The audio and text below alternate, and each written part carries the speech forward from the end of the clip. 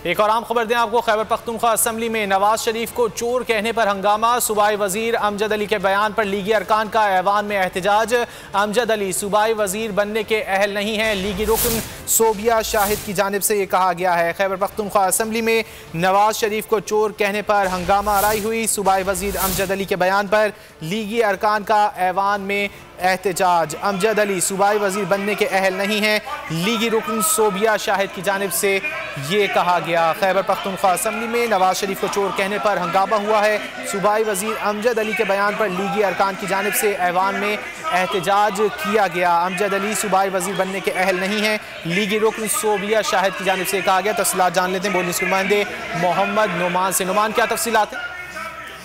जी बिल्कुल, बिजली के जो मौजूदा बहरान है, इस वजह से जो बहस चल रही थी, इस दौरान मुस्लिम लीग नून और हुक्मरान जमात तहरीक इंसाफ के वज़रात और अराकीन के दरमियान जुमलों का तबादला हुआ है। डॉक्टर अमजद अली जो कि सूबाई वजीर हैं, उनकी जानिब से जब नवाज शरीफ को चोर कहा गया तो उस पर मुस्लिम लीग नून के अराकीन, सोबिया शाहिद, दीगर अराकीन वो सरापा एहतजाज हो गए। उन्होंने इन अल्फाज के इस्तेमाल पर शदीद तहफ़्फ़ुज़ात का इजहार किया और उनका ये कहना था कि ये जो वजीर हैं ये खुद अहल नहीं है ये वजारत संभालने के, और किसी लीडर को चोर कहना मुनासिब नहीं है।